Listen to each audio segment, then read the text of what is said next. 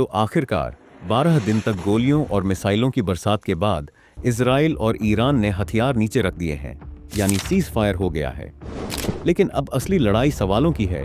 क्या ये संघर्ष सच में थमा है या बस कुछ वक्त के लिए रुका है? क्या इजराइल ने वो सब हासिल कर लिया जिसके लिए उसने इतने बड़े हमले किए थे? क्या ईरान अब अपनी न्यूक्लियर पॉलिसी पर लगाम लगाएगा या फिर पर्दे के पीछे तैयारी और तेज होगी? और सबसे बड़ा सवाल, क्या अमेरिका, जो हर बार मिडिल ईस्ट की इस शतरंज में शामिल रहता है, क्या उसके मध्यस्थ में सीज फायर हुआ है? ये जंग सिर्फ 12 दिन की नहीं थी। इसके पीछे सालों पुरानी दुश्मनी, पॉलिटिक्स और पावर गेम है।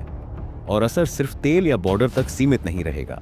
इस वीडियो में हम जानेंगे कौन जीता, कौन पीछे हटा, किसने क्या खोया और आने वाले दिनों में दुनिया को किस खतरे या समझौते के लिए तैयार रहना चाहिए। तो दोस्तों, अगर आप चाहते हैं कि सच्चाई हर किसी तक पहुंचे तो वीडियो को लाइक करें, शेयर करें और हमारे चैनल को सब्सक्राइब कर लें। चलिए शुरू करते हैं। पहली बार 1948 में जब इजराइल बना तो मिडिल ईस्ट के ज्यादातर मुस्लिम देश उसके खिलाफ थे। लेकिन उस वक्त ईरान में शाह मोहम्मद रजा शाह पहलवी की सरकार थी और उस दौर में ईरान और इजराइल के रिश्ते ठीक थे। पर 1979 में ईरान में इस्लामिक क्रांति हुई, शाह की सरकार गिर गई और आयतुल्ला खोमैनी की धार्मिक सरकार आ गई। नई सरकार ने इजराइल को शैतान का साथी कहा और उसे मिटाने की बात खुलकर करनी शुरू कर दी। ईरान का ऑफिशियल स्टैंड बन गया कि फिलिस्तीन की जमीन पर इजराइल का कोई हक नहीं। इसके बाद ईरान ने लेबनान में हिजबुल्लाह जैसे ग्रुप को सपोर्ट करना शुरू किया जो इजराइल के खिलाफ लड़ते हैं। और तो और सीरिया, इराक और गाजा जैसे कंट्री में कुछ ग्रुप्स को भी ईरान ने पैसा और हथियार दिए।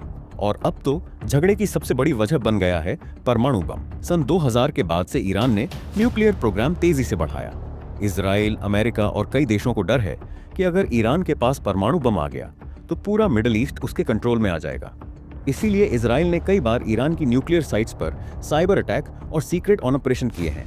और अभी हाल ही में अमेरिका ने भी 22 जून को ईरान की 3 न्यूक्लियर साइट्स पर हमला करके ईरान इजराइल के 12 दिन के युद्ध में ये भी शामिल हो गया। फिर 24 जून को ही अमेरिकी राष्ट्रपति ट्रंप ने अपने सोशल मीडिया हैंडल पर लिखा कि आखिरकार इजराइल और ईरान के बीच सीज फायर हो गया है। ट्रंप ने दावा किया कि ईरान और इजराइल दोनों देश एक साथ उनके पास आए और बोले कि हमें शांति चाहिए। ट्रंप ने कहा, इससे अच्छी बात मिडिल ईस्ट के लिए और क्या हो सकती है। लेकिन इस बार उनका दावा झूठा साबित हुआ। दरअसल ईरान और इजराइल के बीच जो सीज फायर हुआ उसमें असली भूमिका कतर के शेख की थी। रिपोर्ट्स के मुताबिक अमेरिकी बेस पर ईरानी हमलों के बाद खुद ट्रंप ने कतर के शेख से रिक्वेस्ट की थी कि कोई बीच का हल निकाला जाए।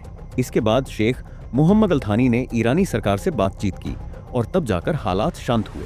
वहीं ट्रंप के पोस्ट पर ईरान ने साफ कर दिया कि उसने ऐसा कोई समझौता साइन नहीं किया है। ट्रंप के पोस्ट के तुरंत बाद ईरान ने इजराइल की तरफ 6 बैलिस्टिक मिसाइलें छोड़ी, जिनमें से कुछ ने इजराइल के रिहायशी इलाकों को निशाना बनाया। इधर इजराइल भी जवाब देने को तैयार था, लेकिन तभी ट्रंप ने एक और पोस्ट करके ऐलान कर दिया कि अब सीज फायर लागू है और दोनों देशों को साफ कह दिया कि कोई इसका उल्लंघन न करे। इसके कुछ ही मिनट बाद इजराइल के प्रधानमंत्री ऑफिस और इजरायली आर्म्ड फोर्सेस दोनों ने स्टेटमेंट जारी किया। उन्होंने साफ लिखा, हमारे ऑपरेशन के सारे टारगेट पूरे हुए हैं।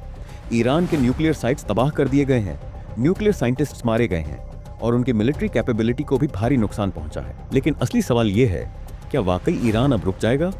तो इसका जवाब है नहीं, क्योंकि इस 12 से 13 दिन की लड़ाई ने ईरान को साफ बता दिया है कि अगर उसे जिंदा रहना है तो न्यूक्लियर बम बनाना ही होगा। अब तक इंटरनेशनल एटॉमिक एनर्जी एजेंसी उसके प्रोग्राम पर नजर रखती थी, लेकिन अब ईरान अपनी तैयारी छुपाकर और तेजी से काम करेगा। इस बार रशिया और चीन भी पर्दे के पीछे खुलकर उसकी मदद कर सकते हैं ताकि अमेरिका और इजराइल का दबाव कमजोर किया जा सके। इस लड़ाई को देखते हुए ईरान के लिए न्यूक्लियर बम सिर्फ एक सपना नहीं बल्कि मजबूरी बन गया है और शायद दुनिया को इसका नतीजा भी बहुत जल्द देखने को मिले।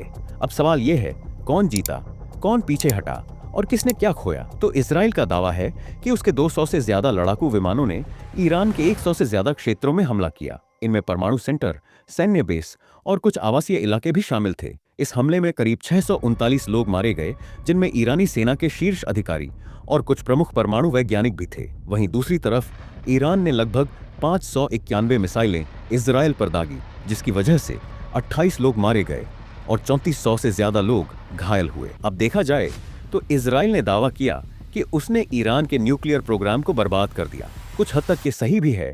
कई साइट्स तबाह हुईं, साइंटिस्ट मारे गए लेकिन सच्चाई ये भी है कि ईरान का प्रोग्राम पूरी तरह खत्म नहीं हुआ, बस कुछ वक्त के लिए धीमा पड़ा है। ईरान ने भी ये साबित कर दिया कि वो कमजोर नहीं है।